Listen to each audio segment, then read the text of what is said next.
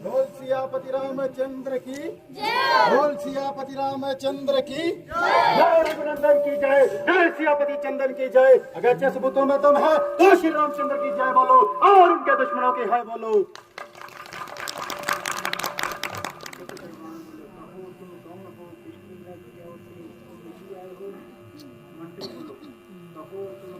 कहो तुम कौन हो? किष्किंधा की ओर से तुम ही आए हो, बोलो क्या काम है? अगर कुछ हद न हो तो अपना नाम का पता बता दीजिए। महाराज मैं वानरराज स्वर्गवासी महाराज बाली का पुत्र हूँ, अंगद मेरा नाम है और महाराज रामचंद्र की तरफ से आपके नाम एक खास पैगाम है। अंगद मैं नहीं समझा तेरा कलाम, याद नहीं आता कौन बाली और कौन राम, कुछ याद नहीं आता किस बाली और किस राम का प्रचार कर रहा है। मुझको श्री रामचंद्र जी ने इसलिए आपके पास भेजा है, यहाँ भी आप इस प्रकार की बिला बजा खून रेजी से बाज आ जाए और भी आप में इस पर सृष्टि का लहू न बहाए, अन्यथा इस लड़ाई से आपको सत्पाप होगा और लाखों निरपराधों के खून का आपकी गर्दन पर पाप होगा। अतः मेरी भी आपसे यही ताकीद है, ये एक मामूली सी बात के लिए इस प्रकार खून बहाना बुद्धि के विपरीत है। इसलिए आप अहंकार के खंडक को थोड़ी देर के लिए खूंटी पर टांगे और जिस तरह हो सके इस आने वाली बर्बादी से अपने आप को बचा ले। मंत्री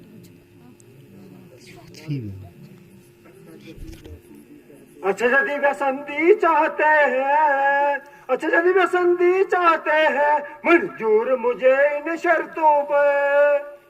पहले देवे जब विक्षण को सर धरे वे मेरे चरणों में, फिर तोड़े साहित्य समुंदर का, फिर तोड़े साहित्य समुंदर का दे तुझको मेरी गुलामी में, फिर हनुमान के हाथ बांध कर दे मेरी गुलामी में, फिर दांतों से तिनका दबाए, फिर दांतों से तिनका दबाए, शर्मनाक हो इन बातों की, हाथ जोड़ कर राम और लक्ष्मण भिक्षा मांगे प्राणों की।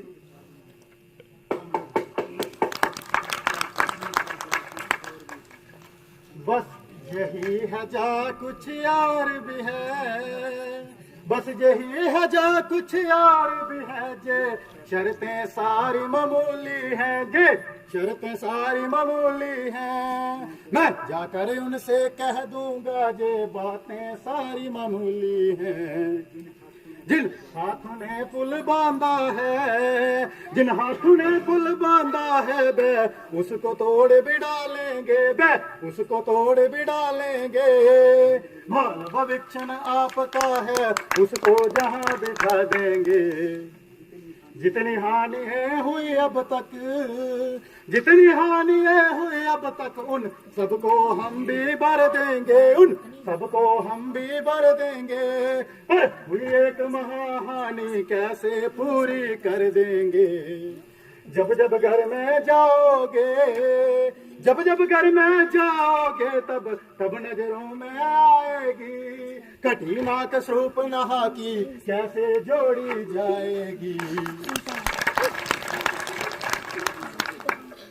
स्वामी तेरा नाबालिग है, स्वामी तेरा नाबालिग है, फिर नारी का दुख सहता है, इसीलिए भाई उसका दुखी दुखी रहता है। नल नील शलवकारियां करे, नल नील शलवकारियां करे, सीखे ना युद्ध में आना वे, भाई विवेक्षण गीतड़ है, क्या जाने खड़क उड़ाना वे। कुछ है तो एक वही कुछ है, कुछ है तो एक वही कुछ है, जो लंका को जला कर चला गया, अब सोच फूक कर तीली से धोखे से पंछी चला गया। महाराज दोबारा फिर कहना, महाराज दोबारा फिर कहना, क्या तुमने मुझको सुना ही दिया, क्या तुमने मुझको सुना ही दिया। क्या उस छोटे से बानर ने सचमुच लंका को जला ही दिया। वह तो जासूसी करता था, मैं तो जासूसी करता था, पर बल में उसका नाम नहीं, पर बल में उसका नाम नहीं। भाग दौड़ में अव्वल था और खूब रास्ता चलता था। महाराजा सुग्रीव ने चलती दफा, महाराजा सुग्रीव ने चलती दफा जे 4 काम बतलाए थे, जे 4 काम बतलाए थे। आगे याद मुझको इस वक्त जो उन्होंने हुक्म लगाए थे।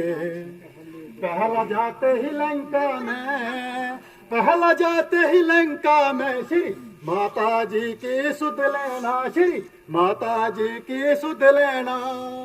दूसरा तोड़कर लंका को भवसागर में डूबा देना। तीसरा जानकी माता को, तीसरा जानकी माता को श्री रघुनंदन के डिंगलाना, श्री रघुनंदन के डिंगलाना। और चौथा बांध कर रावण को भी साथ साथ लेते आना।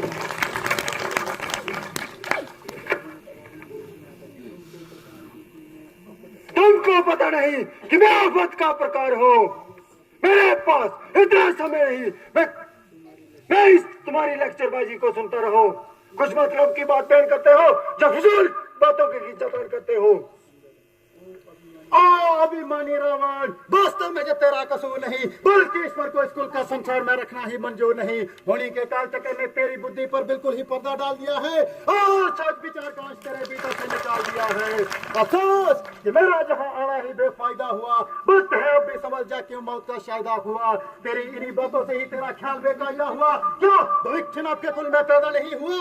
आप अपनी सोचिए, क्या फिक्र मेरे बाप की, होने वाली है वही हालत ए हजूर आपकी। नहीं ताकत थी तुझमें तो मेरे पास ही आता।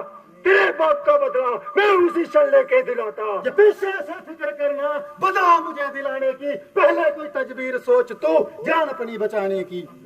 अकल से बात कर, अरे ओ बेहोश, तेरे या तेरी हिमाकत नहीं मेरे से युद्ध करने की, भला उनकी क्या ताकत है? नकल तकब्बर इतना ये जहान की रोज फानी है, तेरे से अला हो गुजरे न बाकी कुछ निशानी है। अरे हट दूर हो, क्यों मुफ्त में कान खाए हैं? तेरे जैसे बच्चे तो मैंने कल तक पढ़ाए हैं। होंगे शायद जिस दिन थे आप आपे में, मगर अब तो अकल मारी गई आकर बुढ़ापे में।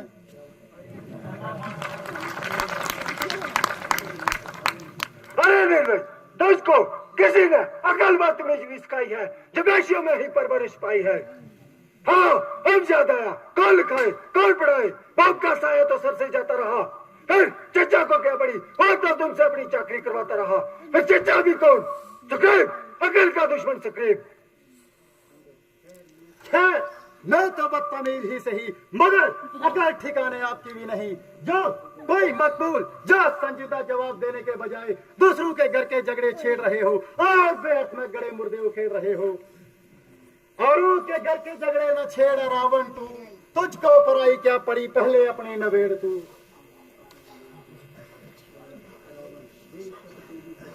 बेशक तो भी सच्चा है, मगर सन और सायागिरी में कच्चा है।